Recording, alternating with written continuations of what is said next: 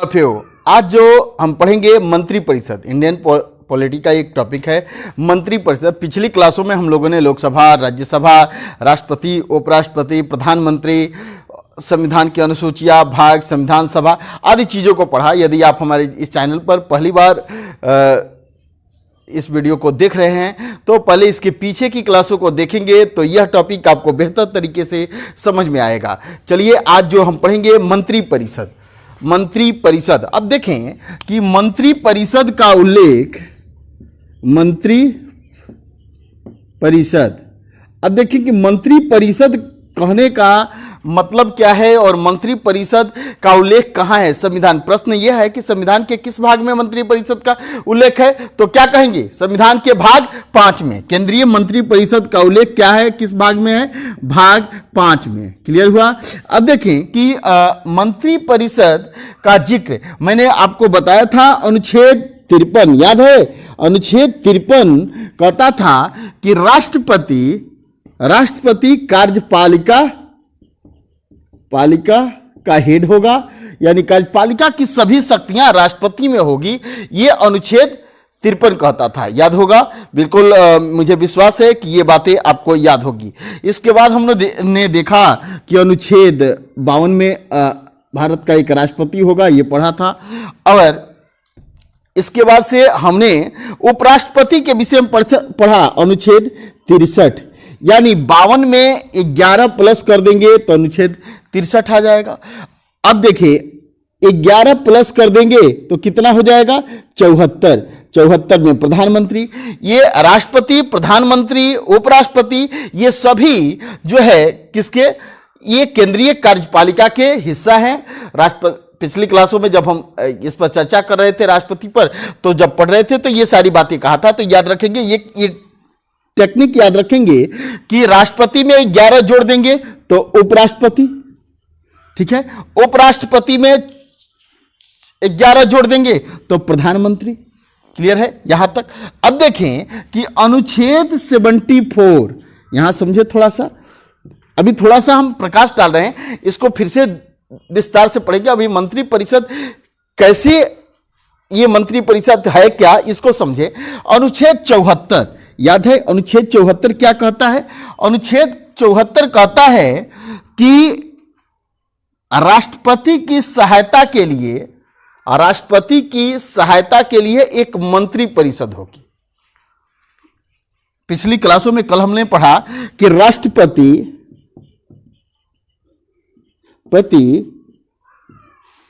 अपनी सहायता के लिए प्रधानमंत्री बनाता है,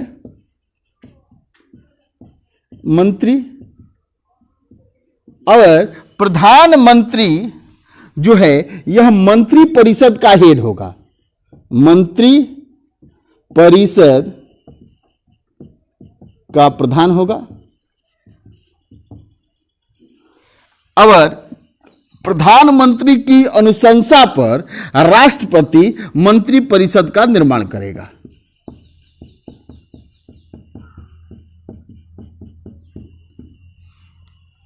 और यह मंत्रिपरिषद राष्ट्रपति के कार्यों में राष्ट्रपति का सहयोग करेगी। बात समझ में आया, यहां तक बात आपको समझ में आ गई। 74 कहता है कि राष्ट्रपति अपनी सहायता के लिए एक मंत्रिपरिषद का गठन करेगा और इस मंत्रिपरिषद का हेड जो है वह कौन होगा, तो वह होगा प्रधानमंत्री। और प्रधानमंत्री की सहायता से ही राष्ट्रपति इस मंत्रिपरिषद का गठन करेगा। क्लियर हुआ। अब देखें कि मंत्रिपरिषद में कौन कौन से लोग आते हैं और मंत्रिपरिषद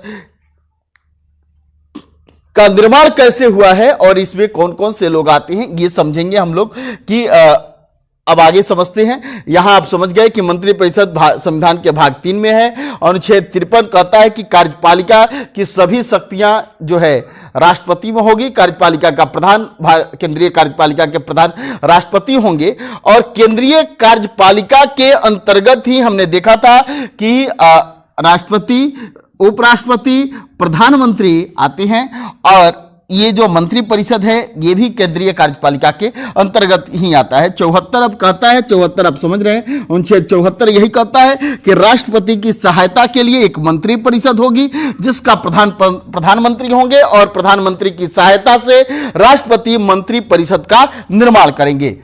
यहां तक आप समझ गए। चलिए आगे समझते हैं। परिषद में कौन कौन से लोग आते हैं, तो देखें मंत्री परिषद का गठन जो है वह कैसे होता है। तो मंत्री परिषद का गठन दो हिस्सों में हम समझें, आसानी से समझ में आएगा। ये देखें, ये मंत्री परिषद के लिए एक डब्बा बना दिया और इस डब्बे में कौन कौन लोग हैं, तो देखिए यहां पर होते हैं कैबिनेट मंत्री, नेट मंत्री एक नंबर में, 2 नंबर में राज्य मंत्री, इन्हीं को स्वतंत्र प्रभार भी मंत्री भी कहते हैं, ये हम आगे समझते हैं। 3 नंबर में है उप मंत्री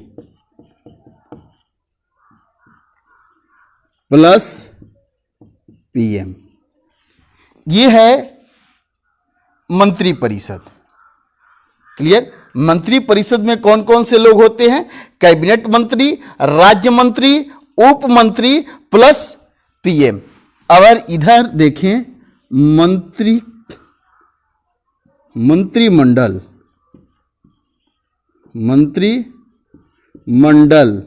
मंत्रिमंडल में कौन होता है, तो इस मंत्रिमंडल में लोग होते हैं पीएम प्लस कैबिनेट मंत्री।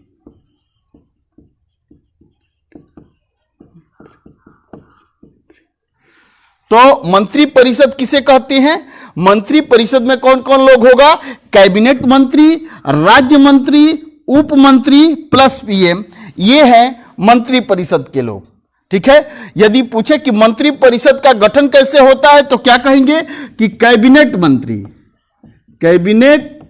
मंत्री प्लस राज्य मंत्री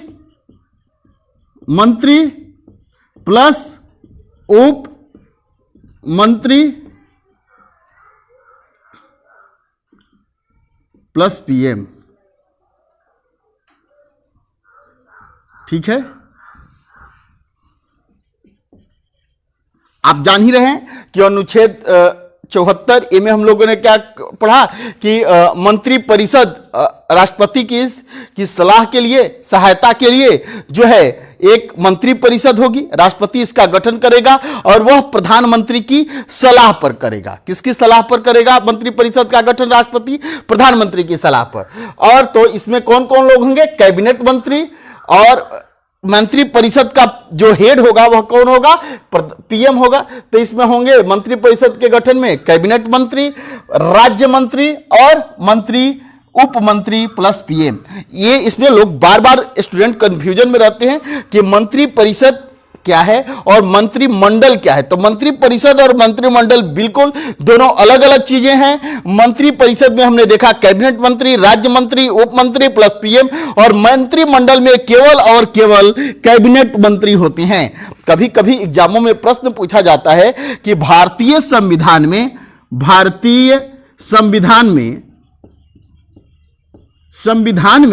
मंत्रिमंडल शब्द का प्रयोग कितने बार किया गया, मंत्रिमंडल का शब्द का प्रयोग कितने बार हुआ है, तो मात्र 2 बार मंत्रिमंडल शब्द आया है। भारतीय संविधान में मात्र 2 बार इस मंत्रिमंडल शब्द का प्रयोग हुआ है।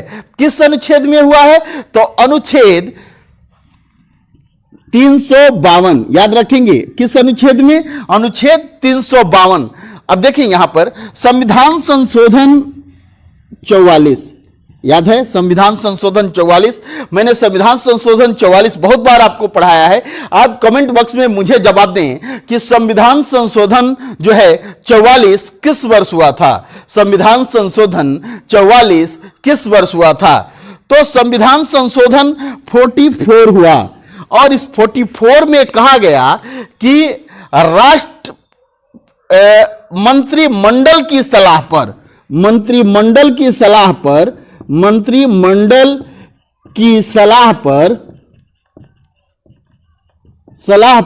राष्ट्रपति 352 अनुच्छेद 352 का प्रयोग करेगा। अब आप बताएं कि अनुच्छेद 352 क्या है, कमेंट बॉक्स में इसका जवाब दें। 3 अनुच्छेदों का जवाब आप दें। अनुच्छेद 352, अनुच्छेद 356 और अनुच्छेद 360। अनुच्छेद 352 में क्या है, अनुच्छेद 356 में क्या है और अनुच्छेद 360 क्या कहता है। क्लियर है? तो ये बताएंगे और यह भी बताएंगे कि संविधान संशोधन 44 कब हुआ था।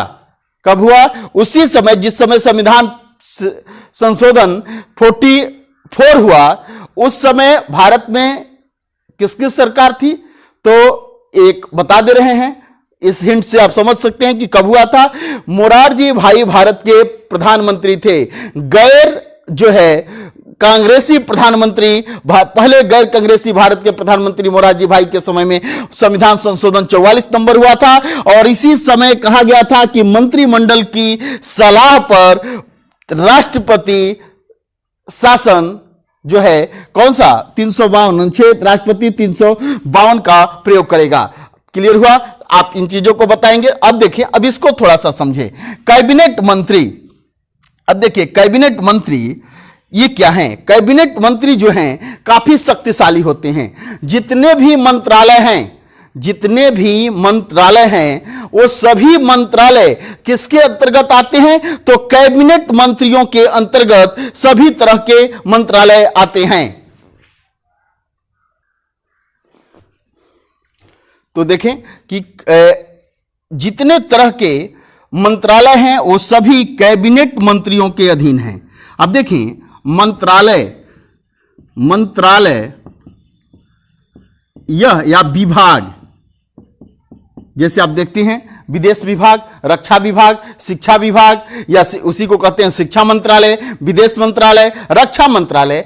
तो इस मंत्रालय सिस्टम कब आया? सबसे पहले विभागीय पद्धति, विभागीय जो है व्यवस्था कब आई, तो याद रखेंगे 1861 ईस्वी में। इतिहास में विभागीय व्यवस्था की शुरुआत 1861 में हुई। अब यहां एक और प्रश्न है जो आपको बतानी है। पिछली क्लासों में जब हम आधुनिक भारत का इतिहास पढ़ा रहे थे, गवर्नर जनरलों को पढ़ा रहे थे, वहां हमने बताया था कि 1861 ईस्वी में भारत में विभागीय व्यवस्था की शुरुआत हुई। तो आप बताएं अब मुझे कि किस गवर्नर जनरल के काल में विभागीय व्यवस्था की शुरुआत हुई? 1861 में कौन गवर्नर जनरल था?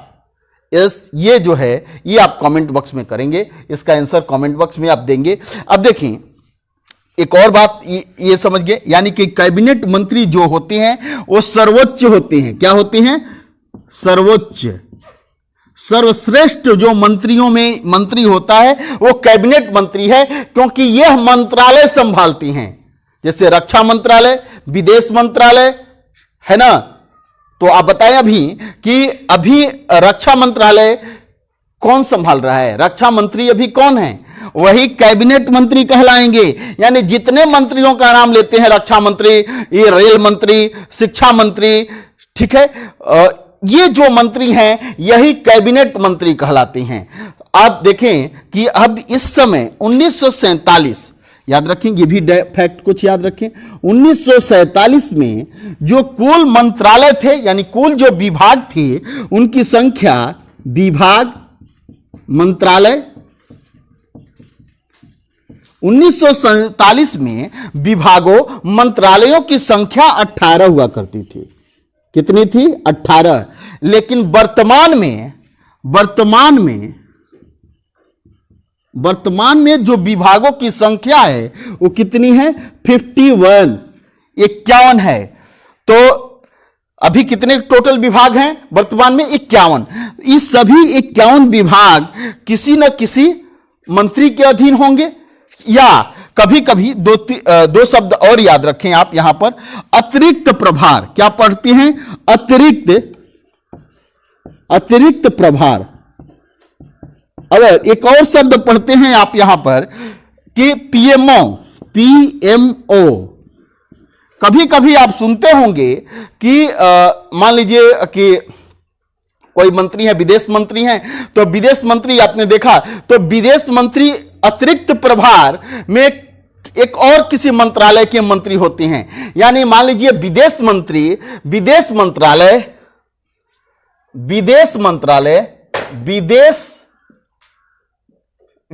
मंत्रालय एवं रक्षा मंत्रालय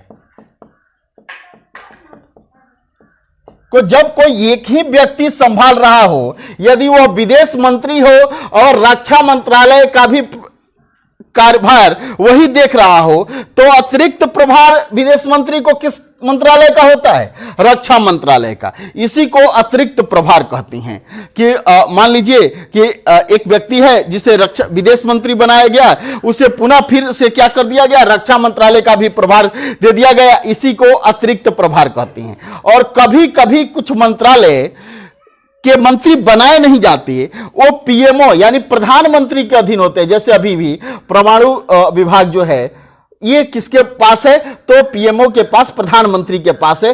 तो इसे क्या कहते हैं कि यह पीएमओ के अधीन है, यह विभाग या यह मंत्रालय पीएमओ के अधीन है। कभी कभी क्या होता है कि आपने देखा होगा कि जैसे गृह मंत्रालय कभी खाली होता है, तो गृह मंत्रालय कभी कभी पीएमओ के पास होता है, यानी प्रधानमंत्री ही अपने पास रख लेते हैं। इसी को क्या कहते हैं? पीएमओ के पास यह मंत्रालय है। बात समझे? अतिरिक्त प्रभार समझ लिया। पीएमओ क्या है? कभी कभी कुछ मंत्रालयों को प्रधानमंत्री अपने अधीन रख लेते हैं, यानी पीएमओ अपने अधीन रख लेता है, तो उसे क्या कहते हैं कि यह प्रधानमंत्री के अधीन मंत्रालय है, पीएमओ के अधीन यह मंत्रालय है। और अतिरिक्त प्रभार और पीएमओ से संबंधित दोनों टर्म यूज होते हैं बार बार।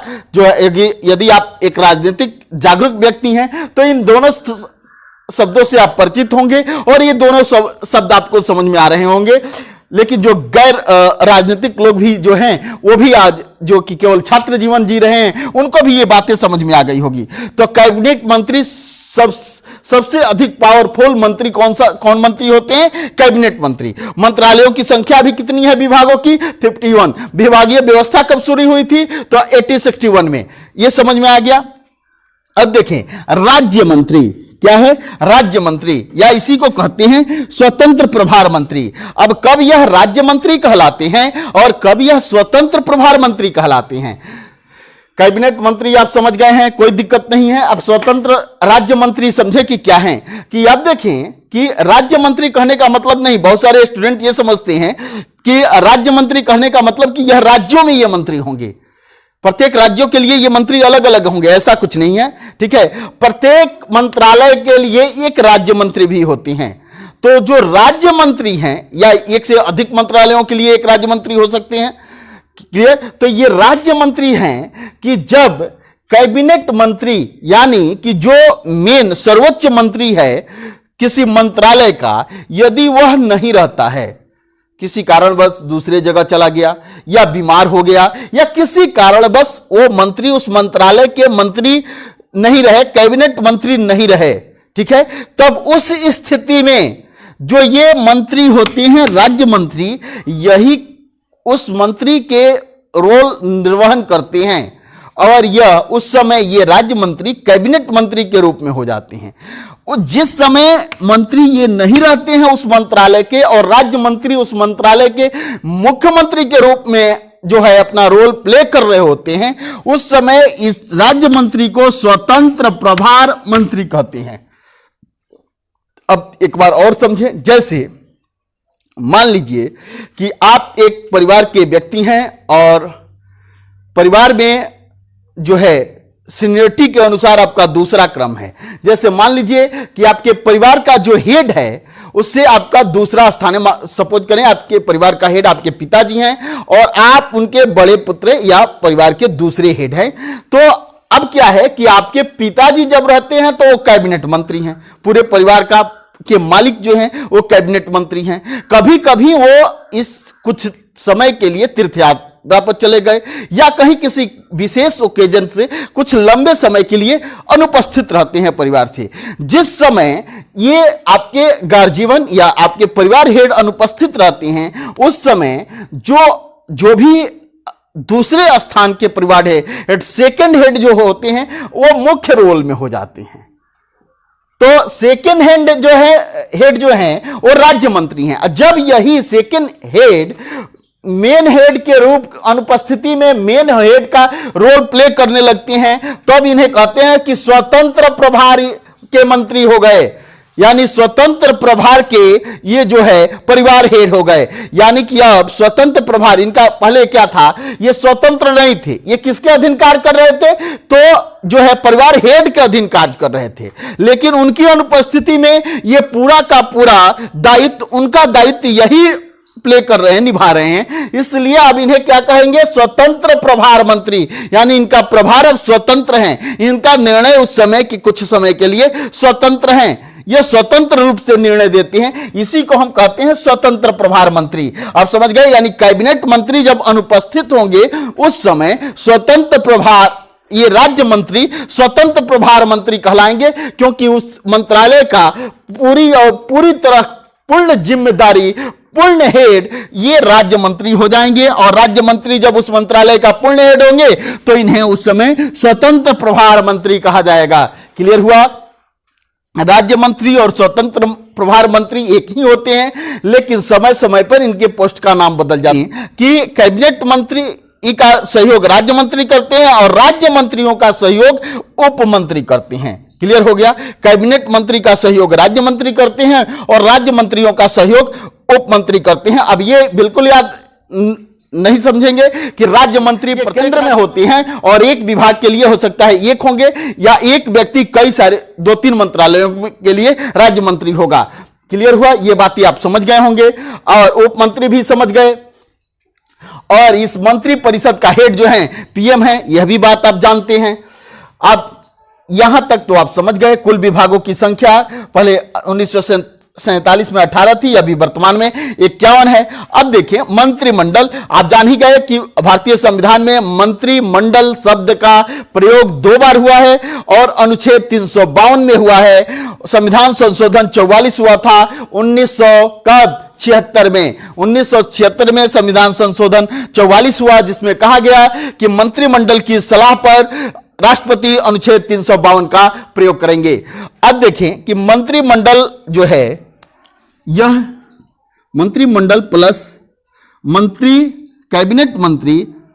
कैबिनेट मंत्री और प्लस पीएम को मिलकर मंत्रिमंडल होता है। और कैबिनेट मंत्री कौन होते हैं आप जान ही रहे हैं। और मंत्रिमंडल की बैठक कौन बुलाता है? प्रधानमंत्री बुलाते हैं। और मंत्रिमंडल का भी एक तरह से हेड, मुखिया जो हैं वो प्रधानमंत्री होते हैं। यहां तक मुझे विश्वास है आपको समझ में आ गया होगा। चलिए आगे समझते हैं। संख्या, मंत्रियों की संख्या कितनी होनी चाहिए? संख्या प्रश्न है ना, कि मंत्रियों की संख्या ये कितनी होनी चाहिए। तो देखें, संविधान संशोधन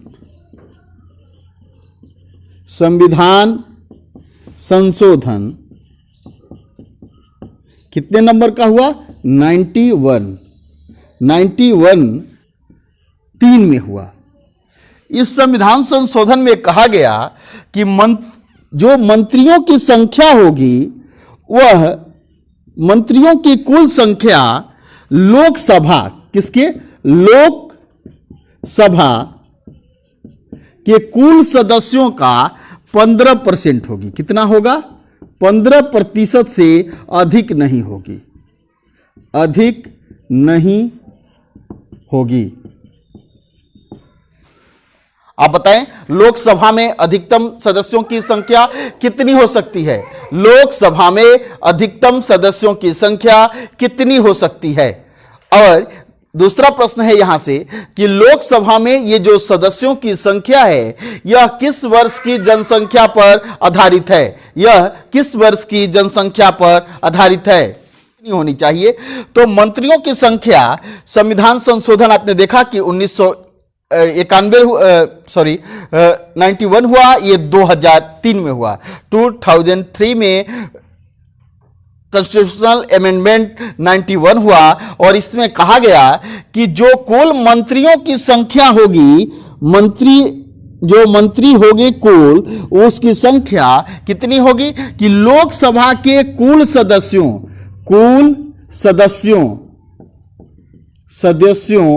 की 15% से अधिक नहीं होगी। अब आपका 45 है लोकसभा में सदस्य की संख्या, तो इसमें क्या करेंगे, कितना होगा, तो 15% ऐसे निकाल लेंगे। अब ये जो रिजल्ट आएगा उतना ही अधिकतम लोकसभा में जो सदस्य हैं इसकी संख्या 15/100 यानी 15% निकाल लेंगे। इसी संख्या क्या, इतना ही जो है सदस्य मंत्री बन सकते हैं, इससे अधिक नहीं। लेकिन अभी जो वर्तमान में कहा गया है कि 82 से अधिक मंत्री नहीं हो सकते हैं, 82 से अधिक मंत्री नहीं हो सकते हैं।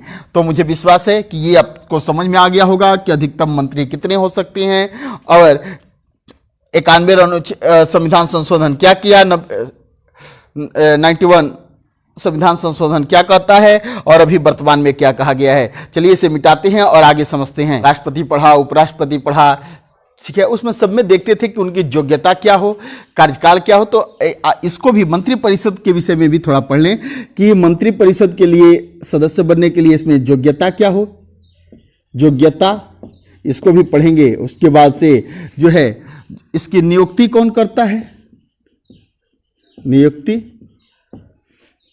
3 नंबर में कार्यकाल, 4 नंबर में, ठीक है, शपथ, पहले शपथ पढ़ें, इसके बाद 3 नंबर में शपथ, फिर 4 नंबर में कार्यकाल, फिर इसके बाद से कैसे हटेंगे ये की प्रक्रिया, वेतन और कुछ विशेष।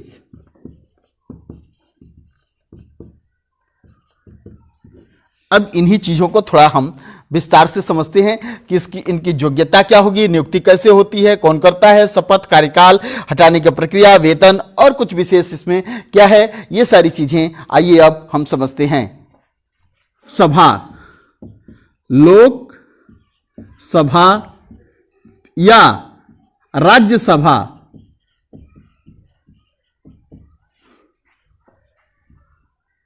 की, राज्यसभा के सदस्य बनने की योग्यता, जो लोकसभा या राज्यसभा के सदस्य बनने की योग्यता होती है वही मंत्री बनने की योग्यता होती है। क्लियर हुआ?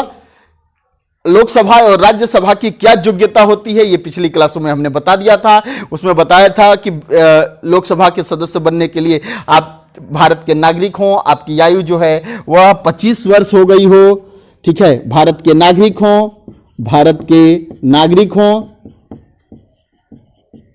आपकी आयु 25 वर्ष हो गई हो और पागल दिवालिया घोषित न किया गया हो, पागल दिवालिया न हो, ये कुछ विशेष शर्तें थी। उसके बाद से आपकी आर्थिक स्थिति ऐसी हो कि आप जो है जमानत राशि जमा कर सकें।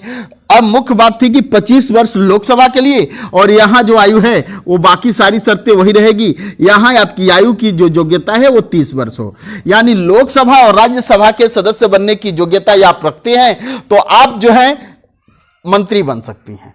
क्लियर हुआ? अब देखें कि आप यदि राज्यसभा के भी सदस्य हैं तो आप मंत्री बन सकते हैं, लोकसभा के भी सदस्य हैं तो आप मंत्री बन सकते हैं। अब देखिए कि कभी कभी कुछ परिस्थितियों में ऐसा भी हमने देखा है आप लोगों ने कि न लोकसभा, कोई व्यक्ति लोकसभा और प्लस न राज्यसभा किसी भी का सदस्य नहीं है और वो मंत्री बन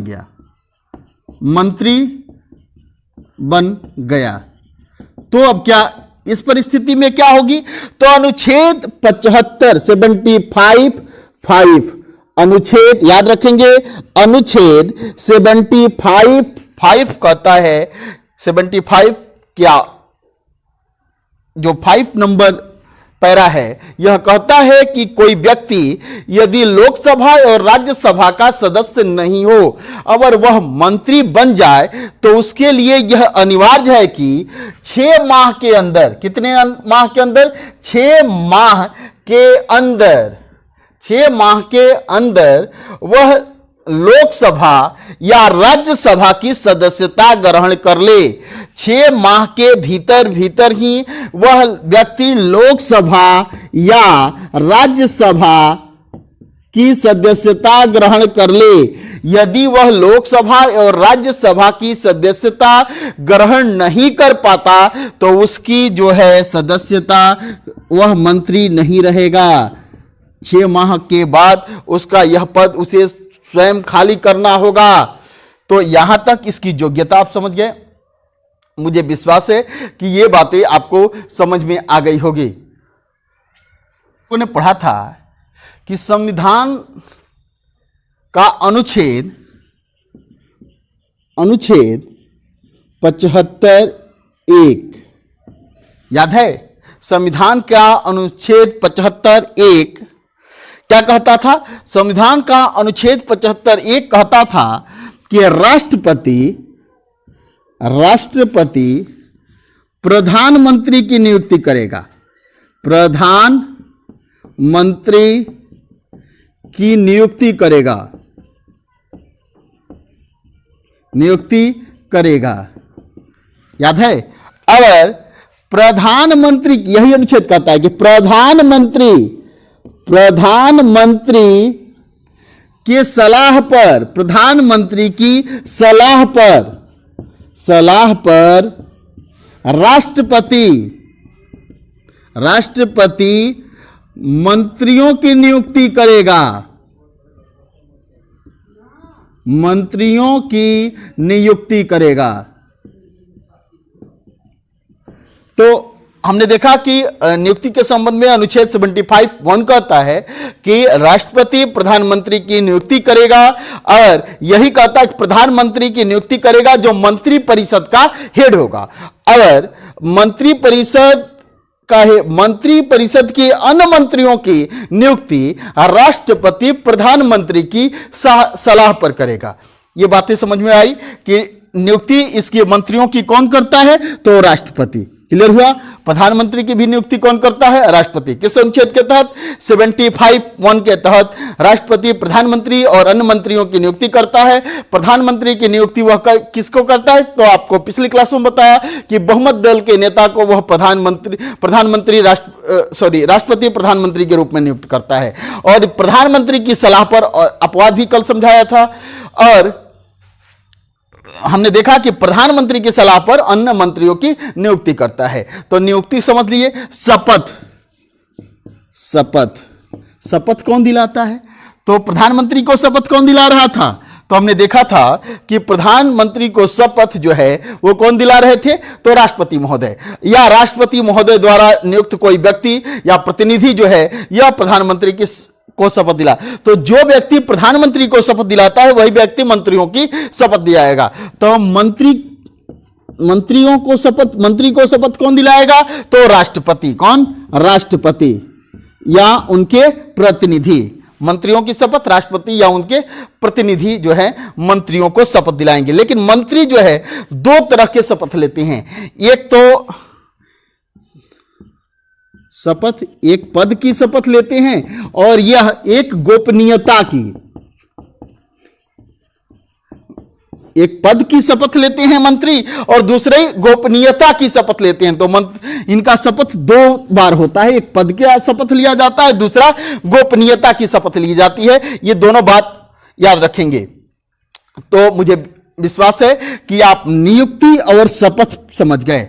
ठीक है, अब देखें कि कार्यकाल समझते हैं, इसे मिटाते हैं और कार्यकाल को समझते हैं। राष्ट्रपति के प्रसाद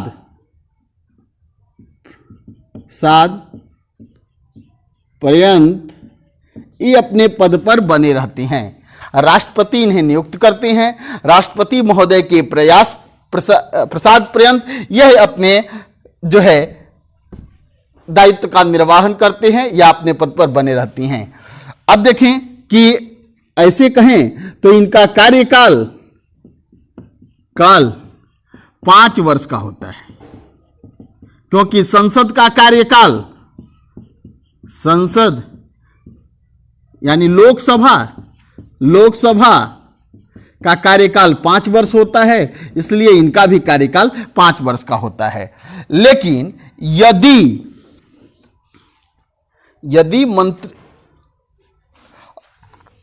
ये मंत्री परिषद अविश्वास में आ जाए और अविश्वास प्रस्ताव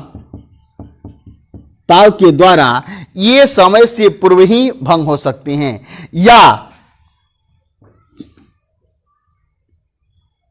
पीएम प्रधानमंत्री मंत्रिमंडल को भंग कर दे, तो इनकी, या लोकसभा भंग हो जाए, लोकसभा समय से पूर्व भंग हो जाए तो इनका कार्यकाल समाप्त हो जाएगा। लेकिन एक और भी बात याद रखें कि यदि किसी भी मंत्री के खिलाफ यदि लोकसभा में अविश्वास प्रस्ताव पास हो जाता है तो पूरा का पूरा मंत्री परिषद यानी पूरी की पूरी मंत्रिमंडल और मंत्री परिषद समाप्त हो जाएगा। कहा जाता है कि ये इसमें किसी एक व्यक्ति की गलती से पूरी की पूरी नाव डूब जाएगी। इस मंत्री परिषद की पूरी नाव किसी एक मंत्री की गलती से डूब जाएगी। बात समझ में आया? तो मंत्री परिषद के कार्यकाल के विषय में समझा। अब एक बात और समझे, वेतन के विषय में। इनका वेतन जो होता है यह सांसद सदस्य के रूप में होता है, संसद सदस्य के रूप में। अब देखें कि कैबिनेट सचिवालय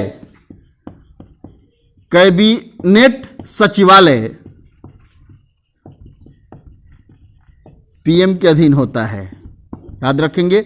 अब देखें एक और बात कि जो है ये मंत्रिमंडल, एक प्रश्न बार बार पूछता है कि मंत्रिमंडल, इसे मिटाते हैं, इसके बाद कि मंत्री परिषद सामूहिक रूप से किसके प्रति उत्तरदायी होता है, तो क्या कहेंगे? लोकसभा के प्रति। हो गया। यदि पूछे कि व्यक्तिगत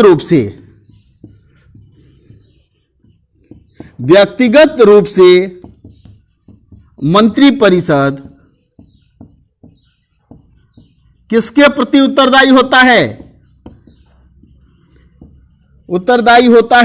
तो कहेंगे राष्ट्रपति।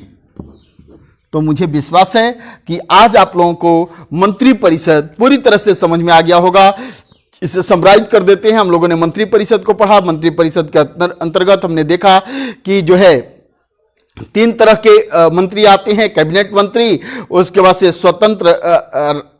स्वतंत्र प्रभार मंत्री या राज्य मंत्री और उप मंत्री। उसके बाद से हमने देखा मंत्रिमंडल में प्रधानमंत्री और कैबिनेट मंत्री को मिलकर मंत्रिमंडल कहते हैं।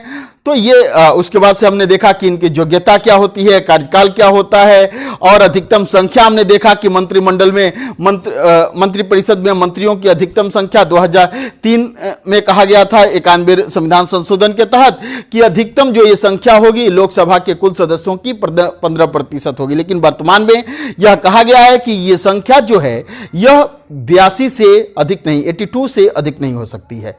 इसके बाद से हमने देखा योग्यता। तो योग्यता में हमने देखा कि जो लोकसभा या राज्यसभा के सदस्य बनने की जो योग्यता होती है यही जो है मंत्री बनने की योग्यता होती है। हमने देखा कि ऐसी भी स्थिति हो कि कभी व्यक्ति न लोकसभा का और न राज्यसभा का सदस्य हो और मंत्री बन जाए। उस अवस्था में हमने देखा कि उसे 6 माह के अंदर लोकसभा या राज्यसभा की सदस्यता प्राप्त करनी होती है, नहीं तो उसकी मंत्री का यह पद उसे रिक्त करना होगा।